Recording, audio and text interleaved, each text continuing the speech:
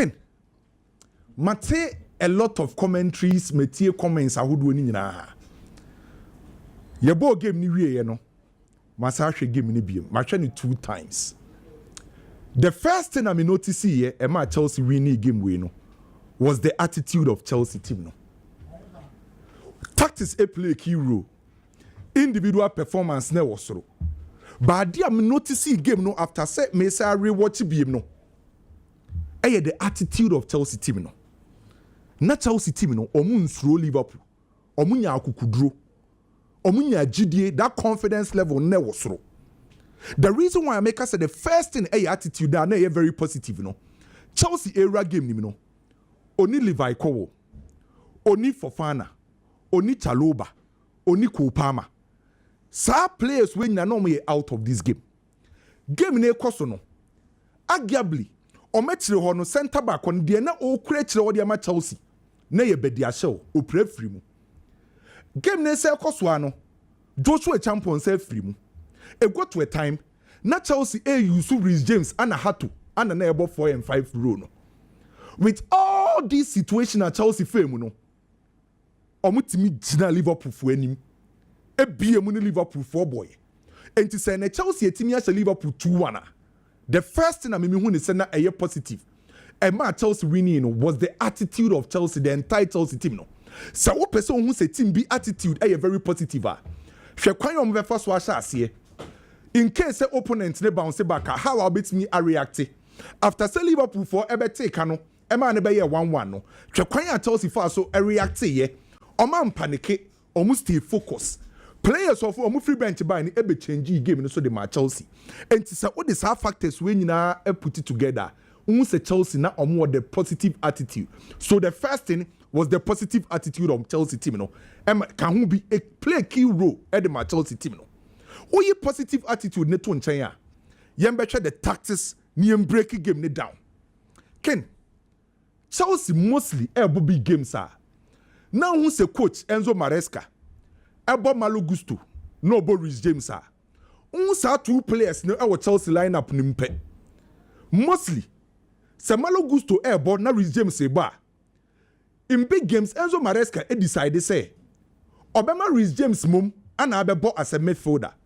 No the Malo Gusto, abo as a right back.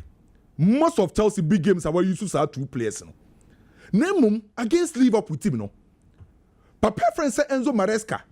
Asisa bibia o shoki nipa bebre na nkofo nti ase this time around one for Reece James mum anko mfimfin or the Malo Gusto mum and be share the midfield of Chelsea team nim and or the Reece James ebe share the right back enti e confusing nkofo bebre by Kane tactically from a tactical standpoint metimi de men say me bo aka chro say ball na e witness say no the role of Malo Gusto e play key at the Chelsea.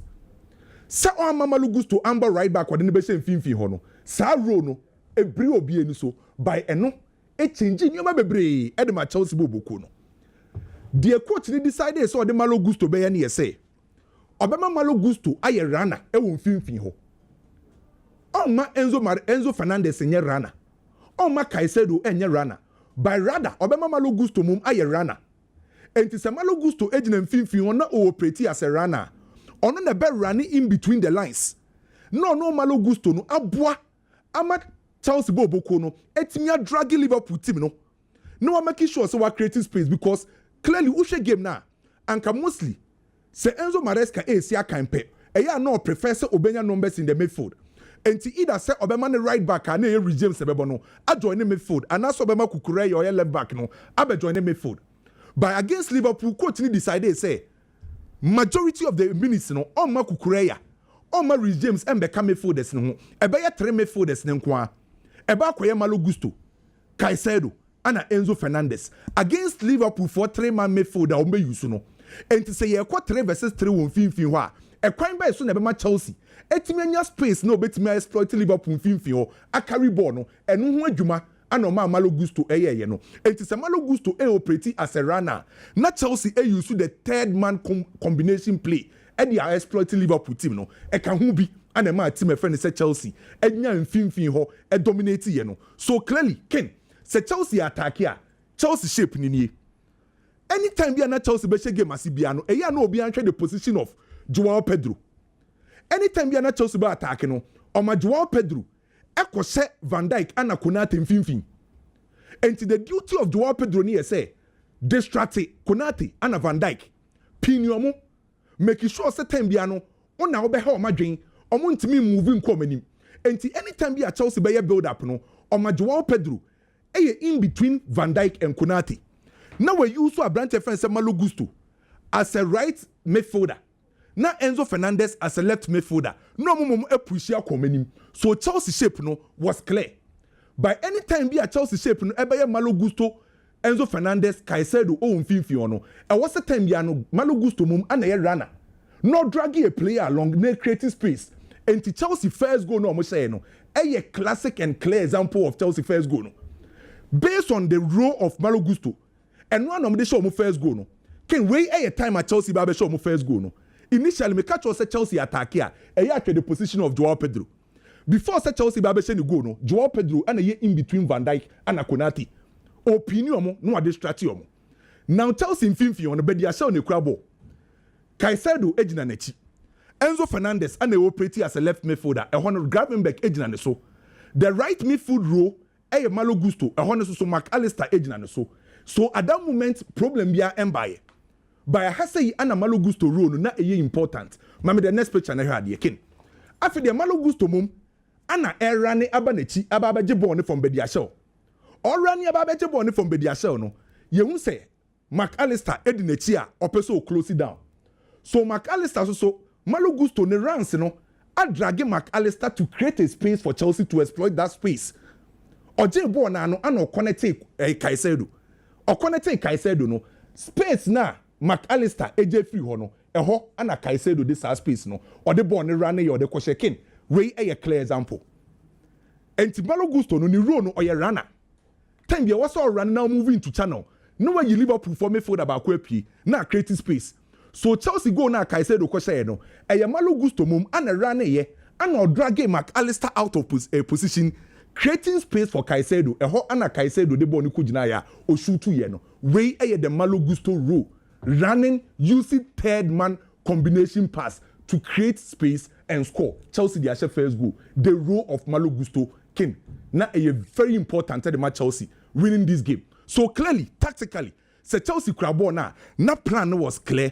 And that role na Enzo Maresca use na against a Liverpool team no. A clinical ye o take race. And so when your coach now take race, na sa race now take and a koye di mawa all the credit at the mama coach. And then I said Chelsea ebo Liverpool no. Kwebo na Chelsea bono. Se Chelsea lose bo ne pe. And Kabeka so be to say Garnacho a left winger. But my Garnacho etimi beka strikers no Joao Pedro no as plate number 9. Omo mom the belly did the press. No a come man to man won fin ho. Now for the Liverpool for me for the snake struggle to feed on attackers no.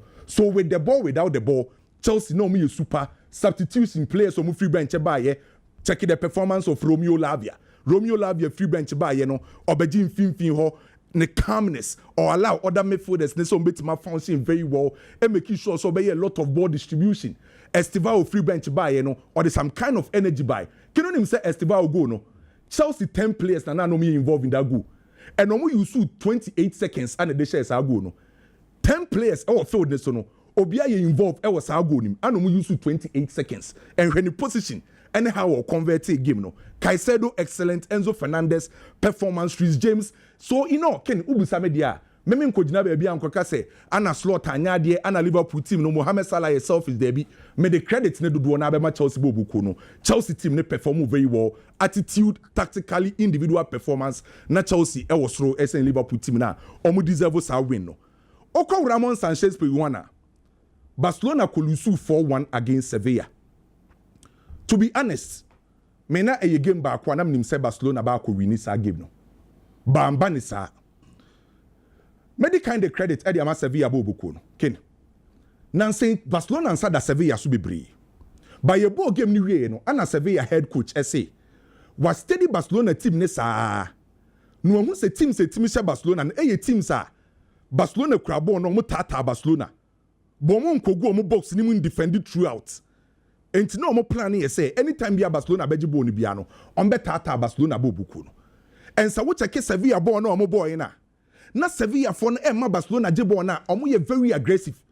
Barcelona against PSG, Luis Enrique decided say obeko man to man won finfin against Barcelona midfielders no Barca ntimi enya sa total central dominance no the same thing and hu ya against Sevilla o man midfielders no e man to man anom ye very aggressive and no Barcelona midfielders no e kwan e mo mu nkra ball ne nche and how no mu beat Barcelona for Haaland no so in a way all the credit e de be my team friend say Sevilla how wo mo fa so si akan no by Kane everything say Hansi Flick e be fa Barcelona boboku no match Barcelona matches bebree by me team catch say we the worst Barcelona under Hansi Flick ne first half performance first half no die bibia na Barcelona be ye bia na emfa the first 45 minutes na Barca lack intensity na Barca ntimi contain the pressure from Sevilla na Barcelona very sloppy with the ball omoje ball no mo lose ball ni bebree unusual with Barcelona say okra ball no lose ball ni bebree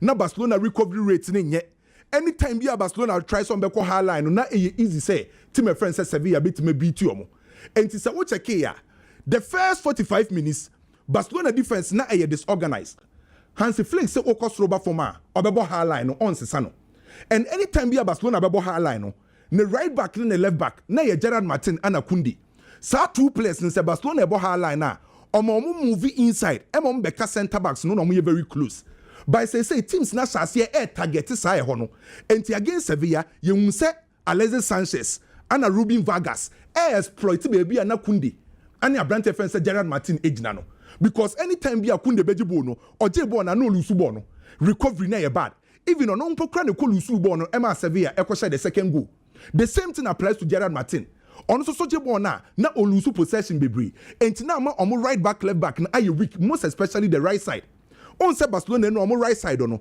de na operate as a right center back na ye Araujo and de na obo right back Kundi sa two players ni combination on the right side na team friend say Sevilla enkuyi na omo exploit in the midfield omo ntimi enkura ball na omo pe no the final third Dani Olmo no ye out of the game Lewandowski no nkoyi Ferran Torres onu mpokra before so be free na ya ka ball ne ba akopɛ wo penalty box ni the only player no Barcelona ni mo hu say na the performance also Rashford second half no on be pigeon modern boom omunya chances kakra by Rooney bad so be mu no onya two big chances and also the ball no to atenem say all the no kra na e ka asema ball na Barcelona boy no mun deserve win Sevilla no me better Manchester e win ye Saturday ubusa me sa game me catch say Sunderland for no stubborn side by the only way Manchester United beat me win no say Manchester be clinical Manchester United two big chances omunya and no mo share and I was very happy for Benjamin Sesko two before Sunderland game no on the Brentford o say go and was aba share nya tapping back wase okatum good so they be building the confidence so I think Manchester United so deserve Arsenal there you go game ni we no papa friend is Arteta eko hage Eucharist now bianti ase Eucharist and shegu by team on the boy West Ham no the breaki omo a deep block no na Eucharist Arsenal for the kakra na me ni kwa Arsenal team Arsenal yeah omo hard omo Netflix nti e betwen season man na we pa yentimi nka hosem say season 1 beba na season 2 ebeba and say dia chira say yakwa 20 years in the home Arsenal league na do 20 years ago bro hey acho let's say akwa United akwa so some mo keka ko 10 ana mo twem 10 United twem 10 o 2013 tum so mako 30 se mako say anye mata be 12 mu adesembre na Arsenal de ka hwe Europe pa team a yekaso omo ye complete hwe chiri hwe mfimfi hwe animu ba bia ye kayo mo abat gidie omo supporters no kura nim se ombe wiere de ombeje ana wadwe maso sa se ye hwe omo nyame adumu ye wa ha ye betwentwan so kaga de se kankambo adumu omo mo se Arteta ye politician na ye Victor Gyökeres onse go no ahye da akobam no and boy no worked hard my brother my coach oh yeah Jumaden since when you ever judge a striker based on say what people will be around you at the end of it we're going to judge him based on the number of goals your Christ then we are then see Bianca na some say was starting ye. What did you say? Aha, into Bian Canasam. I just said you all Pedro, dear no. On an saying, the form not se but nobody is talking about it. It's okay. But and confirm that say, oh, true make a far had no creative chance at that. No, no, you should not for land verse and creative chances. Bad chances for premium. Also, be on fan, South Flower and Veta 7. Unum Cunha, the number of chances are Matis Cunha will create. And so 007 will draw. Honestly, what do 07? Okay, my uncle one. But me trust in baby a kwame wie na okaba sam common. Na me so me to asum free okay. Last season Barcelona game na no mobo ne ejina niama miensa so. 3 key areas e Barcelona game no. Didn't kind Barcelona had a unique way of pressing. It reminded us of Barcelona 2009, 2010, in fact from 2008 to 2011 under Pep Guardiola when the famous 6 seconds rule na ewoho. Because last season Barcelona's pressing a suffocated teams, you know, Emma teams in the ball to Barcelona. It's Barcelona and more chances via turnover. Say or the ball no air press na Barcelona I no age ball. Na Barcelona kwa akoshe. Number 1, their pressing game. Number 2, if their pressing game fails, esansa no ball high line intino. Na Barcelona key thing power was the offside rule. Meboa. Last year, we were talking about Barcelona saying no my opponents here offside to send the any and Arsenal and corner kicks. Inti yes, the extra thing for Barcelona was the offsides. In the area gamer, yet me analyze it and discuss the number of offsides opponents. Barca. It was one of those key things we're talking about. The way we discuss Arsenal and corner kicks, we're discussing Barcelona and offsides. Now I'm saying also we can offside as a Nabi. Unless we are Barcelona normally the kings of offsides. Now we don't talk about it again. The third one is so offside na nyejuma. Opponents were creating chances, but either say opponents don't be wasteful and answer Hoja Sheshini was key. It's a name some way. And the key points at the Barcelona. And you ask yourself, say, are they in this season?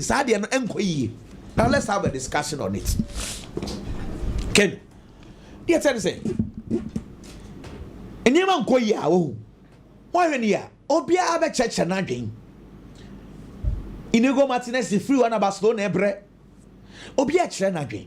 Listen, if today Inigo Martinez ewo ho, na Barcelona ebo ball no mo ball no a, enka mbetwa bo Inigo Martinez. Inigo Martinez on your top center back. He was playing in a system no say, and he had a good communication skills. Into on a Pau Kubasi, on a leady omo, into offside trap bian or Casa boys need no munina from one line. Last season, the Enciana Barcelona offside ne F4 partner say Inigo Martinez, Pau Kubasi, Jules Koundé, Alejandro Baldi, 4 center backs consistently they played so many games. This season, and now we say Kubasi ni Ronaldo na ebo, ochina Eric Garcia na ebo, ochina Christiansen na ebo. There is no consistency even in the 2 center halves. How can you set up offsides? Communication in you. Barcelona ball no more a system. Sa system be ye adwuma chese we fa ne de we into ekeka bom na ma system ni ye adwuma into one part enye adwuma it will not work. It is our offsides and they make pamucho enye Inigo Martinez and come because offsides and come no if last season any this season say Inigo Martinez ye bo sisi ne obo not no kwat na bench no for fra be bo on timi communicate ye dey to so bio press na ye Barcelona for key point paano this season be 3-4 games in ye and 5 And now Pau Kubasi a game. No the problem is say, oh, defense ning koye. And I say the problem is not the defense. Problem ni ni mo Pau Kubasi enum or say ball no omo defend there. It starts from the top. Enim wo for no omo press ye. It is a one press here. Barcelona high line no opponents be passing ball easy. Now say teams say share Barcelona no. Omo midfielders need to be ball ni bebre. Danger. They have the time, they have the luxury of time. Allocate passes and some of them. And you say, yes, sir. I was opponent to Jibola. What the pressure to so send a pass now open on team more born in fancy. Remember one example, let me move on. For me, call the 34th minute. Now, me be sawa sembi. Kent, what aroma? Ken, me come when you pon the child say, picture where that television is. Me say, Barcelona ne defend. I want to win. Why when you picture we are? Who between say a Sevilla mom they defend you? Rather, it's a Sevilla that is attacking. Why not come on? Gerard Martin. Into more offside trap. Onside commander minu no. Offside na enfa. There's no pressing. With the Araujo ne come and come kuno. You know my chama cry. I'm carrying you. You know yako. You guys will be original. Let me cry there. I mean, what the Sevilla leading one? Onsro. The number of players they are attacking Barcelona for. As if some grand they defend it. Picture with the over Sebastian. Who over Barcelona? Because Sevilla 4 and they defend it. No correct. But Sevilla 4 more much white in the moment they copy guache. Aha. Na your friend Orange for no. Orange for no. And they Barca. Omo they defend. They defend you. Picture with them say annoyed you. It's a clearly issues day. Na it's a 3 need to me or moduma ye. Barca defend the 3 no. And Gerard Martin quite a mistake. It's not a for me to me and come kwakoshe. Hwe me susu say e was say and again I'm expecting the coach to work on that. No problem. These almost be 2 way on side. 2 year we are no hey. He'll be a Gerard Martin e wono. It's a ball on the bar side here baby and on side come to kwakoshe. And say back four no. Frankie de Jong now drop here be say inside and I Pau Kubasi e go na left when Gerard Martin so top. But Ken, let me move on. Now I'm back Chelsea and some. Dear Tennis say, Ken, all prepare for big game. I was say, all prepare tactically. Name you can be the best statistician if individual players do not win individual draws, enfa. Timmy, when our being a wiase, she shall taxes ni. Say a park and so. Would the Jumama Biggie is a biggie? When you 1v1 a cuts in, pass the ball. If Biggie does not do that, or taxes no semi fasobi no abaso. Inti for a team to win big game, I was say tactically coach and take it correct. I was say individually players na park and so take it correct. I to say, what's the stories? Ebe ye juma. Na oba, na sa Mike ne ma, when ma, sebi, eme juma no tosi meboa. Inti, though you might be very good, you might prepare. But oba na machine in ye juma. I'm sorry, the way you need na kwa Diego. Inti, me de catch Chelsea asabne will say, tactically, Enzo Maresca was 100%. And individually, players no individual duels, omucha 100%. And now, if Chelsea had drawn, I would say Chelsea for na bobo atra ball na nese somo bono. Mami ni wundi unkomo. Ken. Chelsea problem or we Enzo Maresca all prepare for this game. You have a team injuries bebre. Mean come the number of injuries all because of time. Dear Tosubio, Chelsea are not scoring. When him say Chelsea have bought 10 games so far, him say 7 in the Premiership, or bought back against Lincoln, or bought Champions League Mienu. So that gives around 10 games. Ken, when him Chelsea top scorer? I am Wences Caicedo and Enzo Fernandez, 2 defensive midfielders. Chelsea top scorer so. our league in Moises Caicedo oye number 6. Enzo Fernandez oye number 8. Inti any more for ni ishe go. Inti o prepare. One year you be careful kakra. But I think say Maresca actually said tactically when saw Liverpool, he wanted to dare them. Because Malo goes to there with all due respect. Say oba inside, se Malo goes to ebo na se Chelsea Amanehunu right back no wakati in aba inside the crown obre. Inti say yes static game no se coach name Malo goes to abon finfia you might think say number 6. And no goes to boy now boy, you know, he was operating more of a number 10. Because his job was to make sure so Mama McAllister Mobo Nibi. Because ideally, if you have a midfield 3 of Enzo Fernandez, Moises Caicedo, now the Malo goes to Kanwa, Okate when you say Enzo will play as the number 10. But rather, or the right back Nibom, Echo Gina more of a number 10. Say, making sure say, Mama McAllister Mobo Nibi. This is pure tactical genius from the coach. He might have his issues, but the setup on the game was good. Right. Kent, Famira game when I'm in charge. Liverpool for strength back. How they build up. Now, Chelsea for setup. Watch this. Garnacho operating from the left. But Liverpool for build up. Garnacho, Nejumane say, Obejina Konate, so Oma Konate Mobo Nibi. Na se Konate Garnacho fan and se Garnacho weja Conor Bradley ho. Because ideally senke yesha. And was said that Chelsea left wing and on the press Liverpool right back. It is a Garnacho ja ho no press Konata meaning say Conor Bradley free. Now Conor Bradley the no watch television also. Marco Corella is not doing 1v1. He's not doing man to man on him.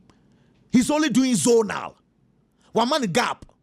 The reason so one man gap and say nechi Muhammad Salah. A horn so no enter me book coach na Barcelona say the Chelsea coach there say I'm daring Muhammad Salah.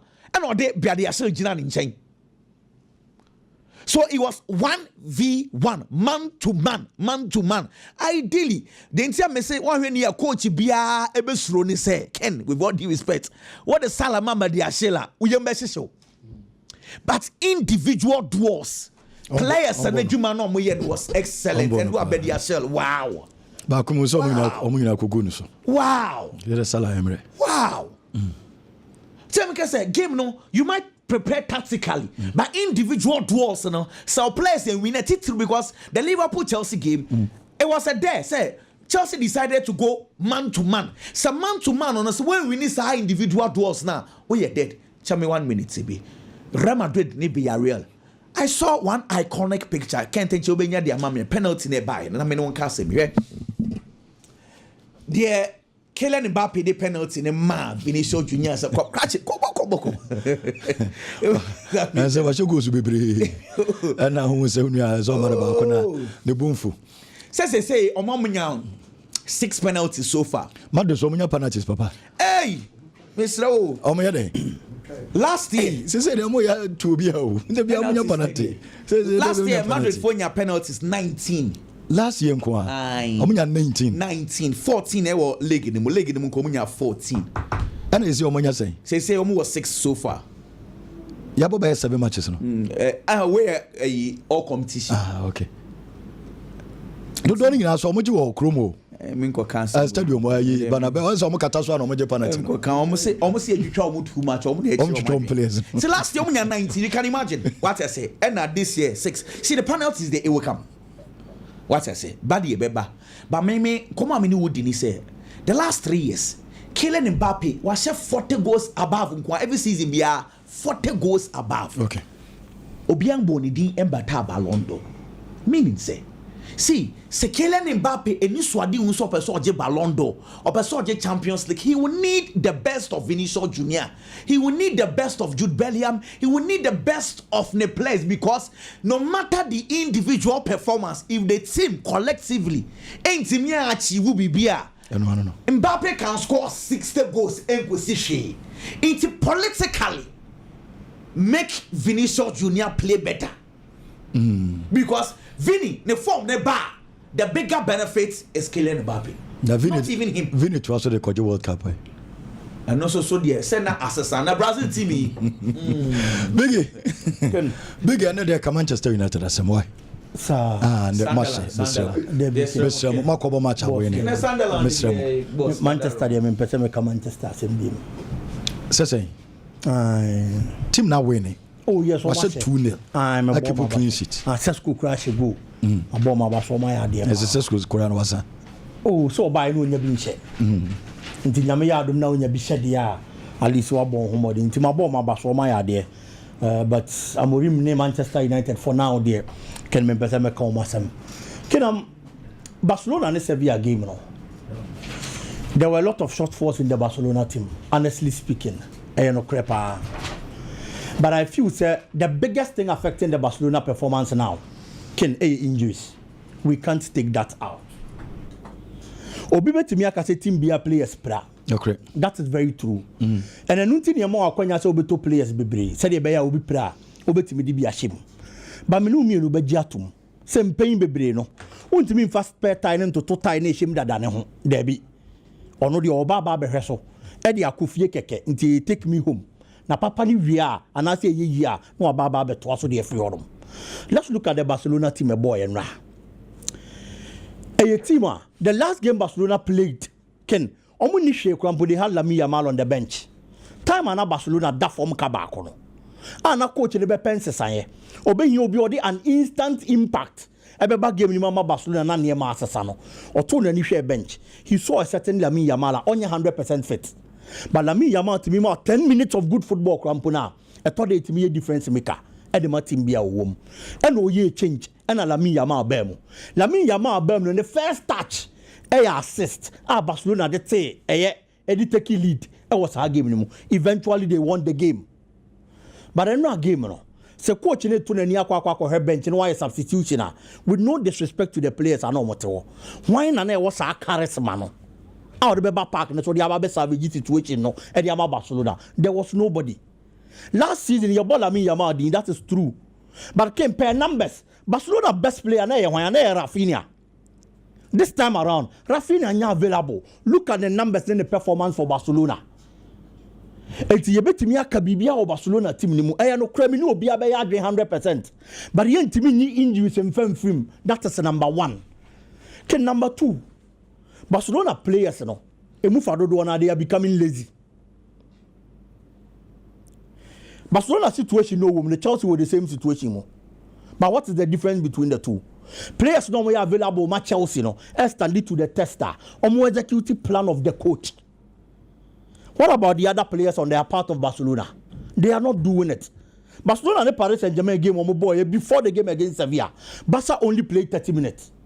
So Obebo high line, Obebo possessive football, high intensity football. It means I was pressing more. It will game anymore. Barcelona players so many PSG first 30 minutes almost pressing we nasa. The rest of the minutes, Paris Saint-Germain took over and only winning game against Barcelona. And now look at the performance of the Barcelona team. Players are more coach Hansi Flick. And they have to be up and doing. Look at the performance of Dani Olmo. Olmo nana yejeje so last season no nie. And last season, Sena Olmo nkoyia. Coach ni be change e de Femi Lopez abem. Then Olmo turn 61 million. So what? I feel about to be 7 million. A cow. And you do 10 cra. Then Olmo a cow. So by last season what to be 7. Another Femi Lopez and I thought what 10 million. 10 sa uniform still over 50 ultra. But the money is so pajam kakra. 61 million there was true. And some rather to kunya money Sesco by the Yoma team. And 200 no kakra. So but Anka Femi Lopez is available. And Anka Olmo performance in Korea quickly obey substitution. But this time around, or substitute or the wine neighbor, is it Drew? It's your feel the laziness of certain players in the Barcelona squad. Any injuries, affected the performance of Barcelona. Ken, moving on. Harry Kane. Say a one and so in a Ballon d'Or Belgium. On prioritizing living by Munich. Oh, Simon. Yes. Baby, our channel. And man, the pound, I am saying this because Now Harry Kane see Akama Tottenham. At the end of all Bayern, he was doing it at Tottenham. Or she go say Premier League playing for Tottenham in the league. But you be both season Liberia no, or bet me again the top scorer. You be the highest scorers in the Premier League. Now Harry Kane in home.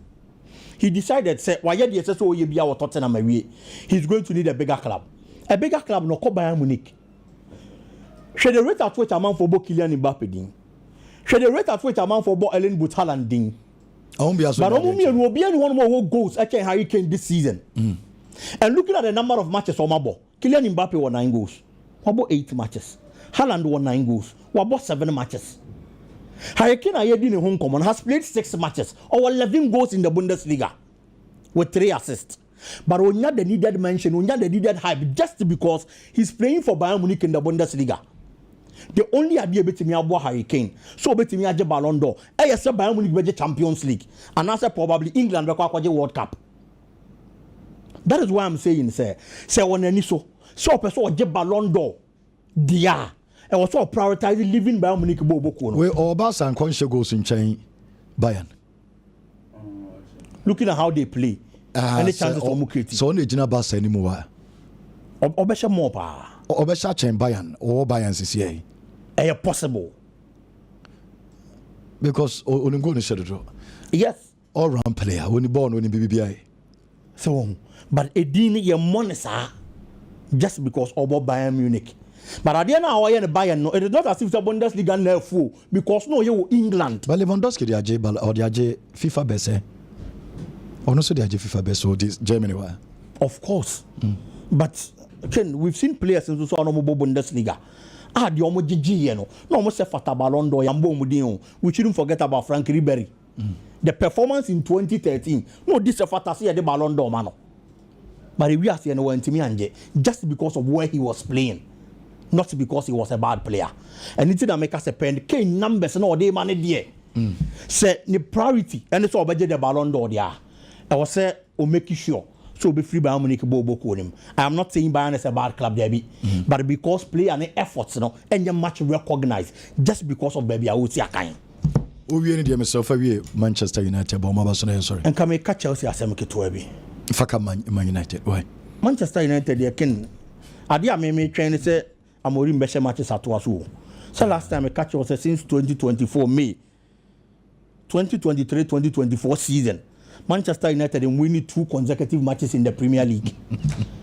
Through the whole of last season, 2024-2025, yeah, winning Premier League matches me no and twaso. And this season, the Binyan here. Train. Intimate transfer Manchester United by winning consecutive Premier League games.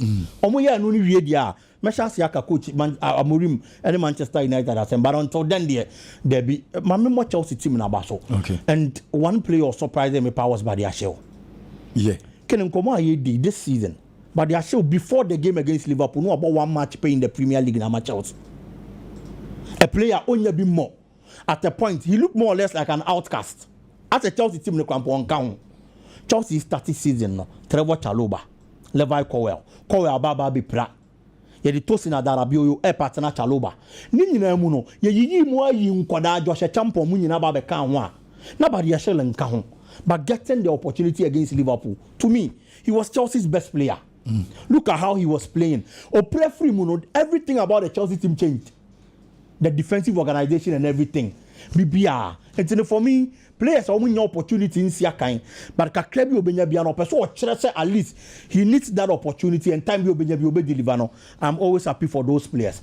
Mebona Baso and Enzo Maresca so said and everything was on point. Especially those second half changes for the Chelsea front 3 free mono. As a sound BBR the dynamics of the game they are Chelsea. Kudos to them. They deserve the 3 points, Ken.